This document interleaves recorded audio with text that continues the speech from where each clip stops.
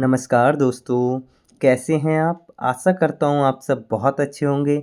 मैं सुरेश एक बार फिर से सुरेश एकेडमी में आपका स्वागत करता हूँ। दोस्तों, आज हम लेकर आए हैं आपके लिए AWES PRT TGT PGT 2024 के लिए basic GK and current affairs का जो कॉमन सेक्शन है, सेक्शन ए, जो कि PRT TGT और PGT तीनों के लिए कॉमन है दोस्तों। Section A basic GK and current affair दोस्तों। दोस्तों, इसका मैं मॉडल पेपर 5वां लेकर आया हूं दोस्तों। इससे पहले मैं 5 मॉडल पेपर आपके लिए करा चुका हूं, जिसमें सारे के सारे मोस्ट एक्सपेक्टेड क्वेश्चन लेकर आया था मैं आपके लिए दोस्तों, हर एक मॉडल पेपर में दोस्तों। इसके अलावा दोस्तों, जो इसका सिलेबस था basic GK and current affair का, वो भी मैंने पहले वीडियो में डिस्कस किया था और सिलेबस के अकॉर्डिंग ही मैं सारे के सारे क्वेश्चन आपके लिए लेकर आया हूं दोस्तों। तो एक एक क्वेश्चन आपके लिए परीक्षा की दृष्टि से बहुत ही ज़्यादा इम्पॉर्टेंट हो जाता है दोस्तों। शुरू करते हैं समय को गवाए बिना। आज का पहला क्वेश्चन ये रहा आपके सामने, देख लेते हैं। ये रहा आपके सामने दोस्तों पहला क्वेश्चन। दोस्तों, जैसा कि मैं हर वीडियो में बताता हूँ, एक बार फिर से बता दूँ, जो क्योंकि अभी भी कुछ बच्चों को शायद पता नहीं है, पता नहीं वो कौन से बच्चे हैं जिनको पता नहीं है कि भाई जो एग्ज़ाम होने वाला है वो इंग्लिश लैंग्वेज में ही होने वाला है। इसीलिए यही रीज़न है कि मैं सारे के सारे क्वेश्चन इंग्लिश में लेकर आता हूँ, क्योंकि दोस्तों अभी मतलब मेरी वीडियो पे कई कमेंट्स आई थी बच्चों की कि क्या पेपर इंग्लिश में ही होगा या हिंदी में भी होगा, हिंदी इंग्लिश दोनों में होगा, या केवल इंग्लिश में होगा या हिंदी में होगा। तो दोस्तों, हर वीडियो में एक बार बता देता हूँ कि जो आपकी एग्जाम की लैंग्वेज होने वाली है वो क्या होने वाली है, इंग्लिश ही होने वाली है दोस्तों। तो दोस्तों देख लेते हैं पहला क्वेश्चन क्या कह रहा है। Who has been elected as the independent president of ICC? तो ICC के जो प्रेसिडेंट नियुक्त किए गए हैं, जो कि स्वतंत्र रूप से इलेक्ट किए गए हैं, वो कौन है दोस्तों, ये हमसे पूछा गया है दोस्तों। तो 2024 में ये इलेक्ट किए गए हैं दोस्तों स्वतंत्र रूप से। इनके अपोजिट में कोई नहीं था, यही स्वतंत्र रूप से चुन लिए गए हैं दोस्तों। तो वो हैं हमारे कौन है, जय शाह दोस्तों। इन्होंने किसकी जगह ली है दोस्तों, ग्रेग बार्कले की जगह ली है। ग्रेग बार्कले 2020 से अब तक थे दोस्तों, 2024 तक, और अब हमारे जय शाह जी बन गए, जो दोस्तों इंडियन है हमारे। जो अमित शाह जी, जो गृह मंत्री हैं हमारे अमित शाह जी, उनके बेटे हैं जय शाह, ये आईसीसी के नए प्रेसिडेंट बन गए हैं, वो भी इंडिपेंडेंट रूप से दोस्तों, स्वतंत्र रूप से प्रेसिडेंट चुन लिए गए हैं जय शाह दोस्तों। इसके अलावा दोस्तों आईसीसी के बारे में थोड़ा और जान लेते हैं दोस्तों। जो आईसीसी जो दोस्तों होता है, इसकी फुल फॉर्म तो आप जानते ही होंगे क्या होती है दोस्तों, इंटरनेशनल क्रिकेट काउंसिल दोस्तों। इंटरनेशनल क्रिकेट काउंसिल दोस्तों, जिसका फाउंडेशन दोस्तों फॉर्मेशन हुआ था 1909 में दोस्तों। दोस्तों मैं थोड़ा सा लिख के लाया हूँ, उसी में थोड़ा देख लेते हैं, जिससे कि आपको ज़्यादा अच्छे से समझ में आ जाए दोस्तों। तो दोस्तों आईसीसी इंटरनेशनल क्रिकेट काउंसिल हो गई दोस्तों। इसका फॉर्मेशन 15 जून 1909 को हुआ था दोस्तों, आईसीसी का दोस्तों। जिसका हेडक्वार्टर कहाँ था दोस्तों, एक्चुअली जब 1909 में इसका फॉर्मेशन हुआ था, तो 1909 से 2005 तक इसका जो हेडक्वार्टर रहा था लंदन इंग्लैंड में रहा था दोस्तों। लेकिन प्रेजेंट टाइम में 2005 से अब तक, 2005 से और अभी तक प्रेजेंट टाइम में जो इसका हेडक्वार्टर है आईसीसी का, वो कहाँ है दोस्तों, दुबई यूएई में है दोस्तों, दुबई में है दोस्तों। इसके अलावा दोस्तों कई बार पूछ लिया जाता है आपके एग्जाम में कि दोस्तों आईसीसी के सीईओ कौन है दोस्तों, आईसीसी के सीईओ कौन है। तो दोस्तों आईसीसी के जो सीईओ हैं वो कौन है, जियोफ अलार्डिस हैं दोस्तों। कौन है, जियोफ अलार्डिस इसके सीईओ हैं दोस्तों। तो दोस्तों ये क्वेश्चन काफ़ी अच्छा था।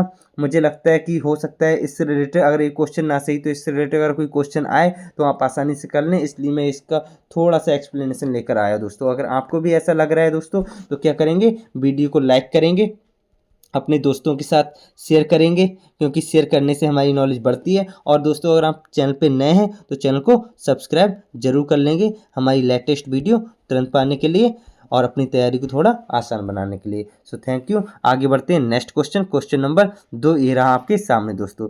दोस्तों आप देख ही रहे हैं, ये क्वेश्चन जो है वो एक्सरसाइज से रिलेटेड है दोस्तों, मिलिट्री एक्सरसाइज से। तो जैसा कि मैंने बताया था दोस्तों, एक मिलिट्री एक्सरसाइज का एक क्वेश्चन कहीं ना कहीं आपके एग्जाम में आ ही जाता है दोस्तों। इसलिए हर एक मॉडल पेपर में एक एक्सरसाइज का क्वेश्चन जरूर लेकर आया हूँ, और साथ ही बाकी जो एक्सरसाइजें हैं उनका रिवीजन मैंने हर बार में कराया है, और इस बार भी मैं और भी सारी एक्सरसाइजें लेकर आया हूँ, जिससे कि अगर इनमें से कोई एक भी आ जाए तो आप आसानी से कर दें अपने एग्जाम में दोस्तों, क्योंकि एक एक नंबर हमारे एग्जाम में इंपॉर्टेंट होता है हमारे लिए दोस्तों। तो exercise Austra Hind 224 is conducted between India and which country दोस्तों। तो ऑस्ट्रा हिंद जो एक्सरसाइज है वो कौन कौन से देश के बीच हो रही है, इंडिया और कौन से देश के बीच हो रही है दोस्तों। तो दोस्तों नाम से ही आपको समझ आ जाएगा, ऑस्ट्रा आ रहा है मतलब ऑस्ट्रेलिया, ऑस्ट्रा आ रहा है मतलब ऑस्ट्रेलिया है दोस्तों। ऑस्ट्रेलिया किसके साथ हो रही है दोस्तों, इंडिया, इंडिया तो दिया है दोस्तों। इंडिया और ऑस्ट्रेलिया के बीच में कौन सा होता है, ऑस्ट्रा से ऑस्ट्रेलिया, हिंद से इंडिया कर सकते हैं दोस्तों। तो ऑस्ट्रेलिया और इंडिया के बीच कौन सी होती है, ऑस्ट्रा हिंद 24 कंडक्ट की गई थी दोस्तों। तो ऑप्शन नंबर सी क्या हो जाएगा, इसका बिल्कुल राइट आंसर हो जाएगा। इसके अलावा दोस्तों जो एक्सरसाइज मैंने पिछली बार भी कराई थी पिछली वीडियो में, वो भी मैं सारी लेकर आया हूँ दोस्तों, जिससे कि अगर इससे रिलेटेड कोई क्वेश्चन आए, कोई भी एक्सरसाइज अगर आपकी आती है एग्जाम में, तो आप आसानी से कर दें दोस्तों। तो वज्र प्रहार और युद्ध अभ्यास जो दोस्तों हैं एक्सरसाइज, आर्मी एक्सरसाइज दोस्तों हैं जो, वो है इंडिया और यूएसए के बीच होती हैं। किसके दोस्तों, इंडिया और अमेरिका के बीच में वज्र प्रहार और युद्ध अभ्यास होती हैं दोस्तों। इसके अलावा इंदिरा इंडिया और रसिया के बीच होती हैं। खंजर इंडिया और किर्गिस्तान के बीच होती है। मैत्री इंडिया और थाईलैंड के बीच होती है दोस्तों। बिनवैक्स वियतनाम और इंडिया के बीच होती है। गरुण शक्ति इंडिया और इंडोनेशिया के बीच। नसीम अल बहार एक्सरसाइज इंडिया और ओमान के बीच। काजिंद इंडिया और कजाकिस्तान के बीच। मित्र शक्ति इंडिया और श्रीलंका के बीच। उदार शक्ति इंडिया और मलेशिया के बीच एक्सरसाइज होती हैं दोस्तों। तो इनमें से कोई ना कोई एक एक्सरसाइज आपके एग्जाम में आ ही जाएगी दोस्तों। इसके अलावा मैंने पिछली वीडियो में एक अंतरिक्ष अभ्यास कराया था दोस्तों, जो पहला मतलब जो स्पेस वाला जो अभ्यास हुआ है दोस्तों, पहला हुआ है दोस्तों, पहला अंतरिक्ष अभ्यास जो हुआ है उसके बारे में मैंने पिछली वीडियो में बताया, जो मॉडल पेपर में 4 लेकर आया था उसमें बताया था दोस्तों डिटेल से दोस्तों। तो वो क्वेश्चन काफ़ी इंपॉर्टेंट हो जाता है आपकी परीक्षा की दृष्टि से दोस्तों। तो अगर आपने वो वीडियो नहीं देखी है तो एक बार जाके देख लीजिएगा दोस्तों। तो नेक्स्ट क्वेश्चन देख लेते हैं, क्वेश्चन नंबर 3 ये रहा आपके सामने दोस्तों, देख लेते हैं। Which organisation has introduce a road map to eliminate tuberculosis in children. तो दोस्तों ट्यूबरक्लोसिस, बच्चों में ट्यूबरक्लोसिस मतलब टीबी को ख़त्म करने के लिए किसने एक रोड मैप तैयार किया है, कौन सी ऑर्गेनाइजेशन ने ये रोड मैप तैयार किया है, ये हमसे पूछा गया है दोस्तों। तो ज़्यादातर बीमारियों के बारे में अगर रोड मैप तैयार करने की बात की जाती है, ख़त्म करने की बात की जाती है, तो ये बात कौन करता है भाई, WHO, जिसे हम कहते हैं वर्ल्ड हेल्थ ऑर्गेनाइजेशन दोस्तों। क्या कहते हैं, वर्ल्ड हेल्थ ऑर्गेनाइजेशन दोस्तों। तो वर्ल्ड हेल्थ ऑर्गेनाइजेशन के बारे में भी हम थोड़ा जान लेते हैं दोस्तों, जैसा कि इसका आंसर तो World Health Organization option number B हो ही गया। इसके अलावा दोस्तों WHO का जो फॉर्मेशन हुआ था वो हुआ था 7 अप्रैल 1948 को हुआ था दोस्तों, और इसका हेडक्वार्टर जो है वो जिनेवा स्विट्जरलैंड में है दोस्तों। कहाँ है दोस्तों, जिनेवा स्विट्जरलैंड में। और इसके डीजी जो है वो है टेड्रोस अधानन। कौन है दोस्तों, टेड्रोस अधानन इसके डीजी हैं, डायरेक्टर जनरल हैं WHO के दोस्तों। तो इससे रिलेटेड अगर कोई क्वेश्चन आए तो आप आसानी से कर पाएँ, इसलिए थोड़ा सा मैं एक्सप्लेनेशन लेकर आया था दोस्तों। आगे बढ़ते हैं नेक्स्ट क्वेश्चन, क्वेश्चन नंबर 4 ये रहा आपके सामने दोस्तों, देख लेते हैं। Who is the first Indian archer to win a gold medal in Paralympic game. तो ऐसा कौन सा इंडियन आर्कर है जिसने गोल्ड मेडल जीता है पैरालंपिक गेम्स में दोस्तों। तो वो कौन है दोस्तों, वो हो जाते हैं हमारे हरविंदर सिंह दोस्तों। कौन हो जाते हैं, हरविंदर सिंह दोस्तों हो जाते हैं। तो हरविंदर सिंह क्या हो जाएगा, बिल्कुल राइट आंसर हो जाएगा। नेक्स्ट क्वेश्चन देख लेते हैं, क्वेश्चन नंबर 5 ये रहा आपके सामने दोस्तों। Which is the first state in the country to adopt the unified pension scheme दोस्तों। तो दोस्तों आपने सुनी होंगी हमारी एक नेशनल पेंशन स्कीम थी, ओल्ड पेंशन स्कीम थी, तो उसकी जगह एक नई स्कीम आ गई दोस्तों, यूनिफाइड पेंशन स्कीम दोस्तों, एकीकृत पेंशन योजना आ गई दोस्तों, जो कि 24 अगस्त 2024 को अनाउंस की गई थी दोस्तों। और इसके अलावा इसको एडॉप्ट करने वाला, यूनिफाइड पेंशन स्कीम यूपीएस को एडॉप्ट करने वाला पहला जो प्रदेश है, पहला जो राज्य है, वो कौन सा बन गया है, वो बन गया है महाराष्ट्र। तो महाराष्ट्र हमारा क्या हो जाता है, बिल्कुल राइट आंसर हो जाता है। एडॉप्ट करने वाला यूपीएस को जो फर्स्ट स्टेट है वो हमारा कौन सा है, महाराष्ट्र। तो Maharashtra will be the right answer, option number C will be the right answer. आगे बढ़ते हैं नेक्स्ट क्वेश्चन ये रहा, देख लेते हैं। whose name has been changed by government of India to Shri Vijayapuram दोस्तों।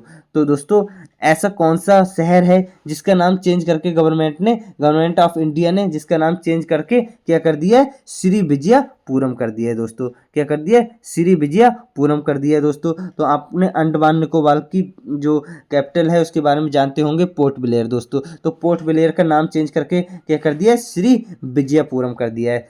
पोर्ट ब्लेयर का नाम चेंज करके क्या कर दिया, श्री विजयपुरम कर दिया है दोस्तों। तो option number D will be the right answer. अब आगे बढ़ते हैं नेक्स्ट क्वेश्चन नंबर 7 ये रहा आपके सामने।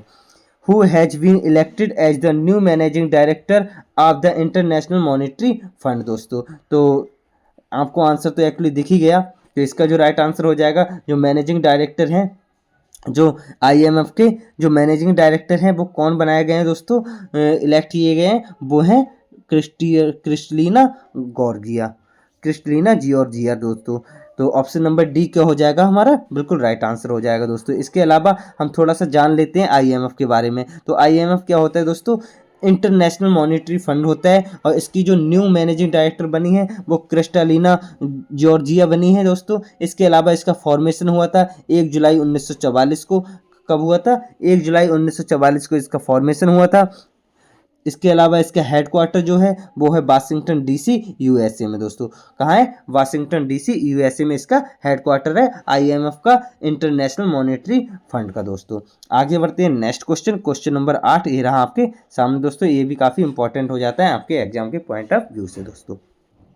Neeraj Chopra has secured second place in the Brussels Diamond League 2024 with a throw of how many metres. तो नीरज चोपड़ा ने जो ब्रुसेल्स डायमंड लीग में एक सेकंड प्लेस आया था इनका, ब्रुसेल्स डायमंड लीग में, किसमें भी, जेवेलियन थ्रो में। तो वो कितने मीटर का था, कितने मीटर से ये दूसरे नंबर पे आए थे, और पहले नंबर पे कोई अगर आया था तो उसने कितने मीटर का जेवेलियन थ्रो किया था, ये हमसे पूछा गया दोस्तों। तो इसका जो राइट आंसर हो जाएगा वो हो जाएगा 87.86 दोस्तों। और इसके अलावा मैं आपको बता दूं नंबर की क्या वैल्यू होती है, 0.01 नंबर की क्या वैल्यू होती है। तो मैं आपको बता दूं दोस्तों, जो नीरज चोपड़ा है इन्होंने 87.86 मीटर का जेवेलिन थ्रो किया था। इसके अलावा जो हमारे ग्रेनेडियन एक व्यक्ति थे, उन्होंने पीटर्स जिन्हें कहते हैं, उन्होंने 87.87 मीटर का फेंका था, इसलिए वो फर्स्ट आ गए थे। वो उनका क्या आया था, फर्स्ट प्लेस आया था, और नीरज चोपड़ा का सेकंड आया था। केवल 0.01 से रह गए थे, केवल 0.01 से, क्योंकि नीरज चोपड़ा का 87.86 मीटर था और पीटर्स का क्या था, 87.87। तो दोस्तों इसका जो राइट आंसर हो जाएगा वो क्या हो जाएगा, ऑप्शन नंबर बी, 87.86 मीटर। बाकी मैं बता दूं, जो एंडरसन पीटर्स थे वो ग्रेनेडियन देश के रहने वाले हैं, और 87.87 मीटर का इन्होंने जेवेलिन थ्रो किया था। नीरज चोपड़ा ने 87.86 मीटर का जेवेलिन थ्रो किया था। तो आगे बढ़ते हैं नेक्स्ट क्वेश्चन नंबर 9 ये रहा आपके सामने।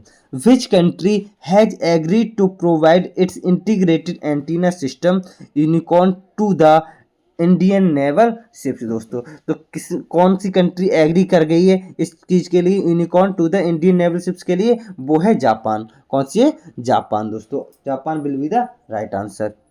इसके बारे में थोड़ा जान लेते हैं दोस्तों।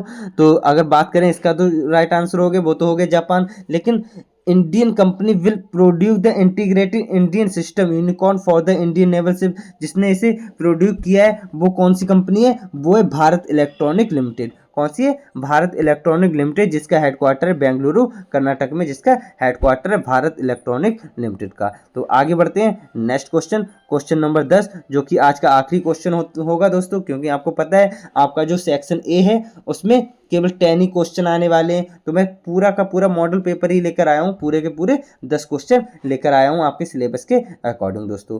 तो देख लेते हैं। Unified states signed an agreement with which country to explore nuclear technology and material दोस्तों। कौन सा, United States signed an agreement with which country to export nuclear technology and material. तो इसका जो राइट आंसर होगा फिलीपींस होगा, अफगानिस्तान होगा, श्रीलंका होगा, या म्यांमार होगा। तो इसका जो राइट आंसर होने वाला है दोस्तों वो क्या, वो हो जाएगा हमारा फिलीपींस। ऑप्शन नंबर ए क्या हो जाएगा, बिल्कुल right answer, option number A will be the right answer. तो कौन सा कंट्री है, वो है हमारा फिलीपींस। इसके अलावा फिलीपींस के बारे में थोड़ा जान लेते हैं दोस्तों। इस क्वेश्चन के बारे में एक्चुअली क्या, जो यूनाइटेड स्टेट है, जो यूएसए है और फिलीपींस से इसने क्या किया है, एग्रीमेंट साइन कर लिया है। किसके लिए दोस्तों, वाशिंगटन में किया था, export nuclear technology and material to Manila के लिए इन्होंने एग्रीमेंट साइन कर लिया दोस्तों। तो कैसी लगी वीडियो दोस्तों, अगर वीडियो अच्छी लगी है तो कमेंट में जरूर बताइए, जैसी भी लगी है वीडियो कमेंट में जरूर बताइएगा। और अगर अच्छी लगी है तो वीडियो को लाइक करिएगा, अपने दोस्तों के साथ शेयर करिएगा, क्योंकि शेयर करने से हमारी नॉलेज बढ़ती है। और अगर आप चैनल पे नए हैं दोस्तों तो चैनल को सब्सक्राइब जरूर कर लीजिएगा हमारी लेटेस्ट वीडियो तुरंत पाने के लिए। So thank you for watching.